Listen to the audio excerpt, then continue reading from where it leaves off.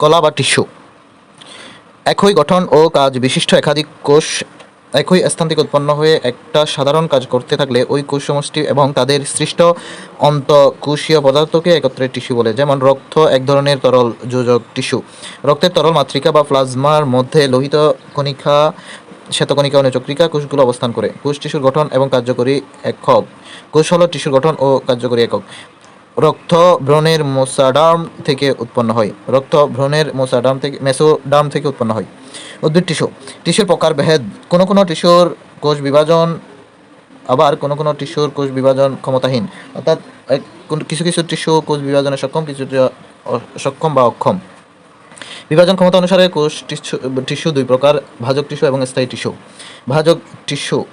ভাজক টিস্যুর থেকে অন্যান্য স্থায়ী টিস্যু সৃষ্টি হয়। ভাজক টিস্যু মূল ও কাণ্ডের শীর্ষে অবস্থিত। এই টিস্যুর কোষ বিভাজনের ফলে মূল ও কাণ্ড দৈর্ঘ্য বাড়তে থাকে। স্থায়ী টিস্যু বা পার্মানেন্ট টিস্যু। স্থায়ী টিস্যু গঠনকারী কোষগুলো বিভাজন অক্ষম, এই কারণে এই টিস্যুগুলোকে স্থায়ী টিস্যু বলা হয়। ভাজক টিস্যু থেকে এদের উৎপত্তি হয়। কাজ: পাতায় প্রস্তুতকৃত খাদ্য গাছের বিভিন্ন অংশে পরিবহন করার এই টিস্যুর প্রধান কাজ। এছাড়া অঙ্গকে দৃঢ়তা প্রদান করে এবং প্রয়োজনে কিছু পরিমাণ খাদ্য সঞ্চয় করে। খাদ্যের কাঁচামাল এবং প্রস্তুতকৃত খাদ্য পরিবহনে কাজ করে বলে এই টিস্যুর অপর নাম হচ্ছে পরিবহন টিস্যু। স্থায়ী টিস্যু তিন প্রকার, সেগুলো হচ্ছে সরল টিস্যু, জটিল টিস্যু এবং ক্ষরণকারী টিস্যু। ক্ষরণকারী টিস্যু হলো যে টিস্যুর থেকে নানান প্রকার তরল পদার্থ নিঃসৃত হয়, তা হলো ক্ষরণকারী টিস্যু। যেমন রজন, আঠা, রবার ইত্যাদি ক্ষরণকারী টিস্যু থেকে পাওয়া যায়।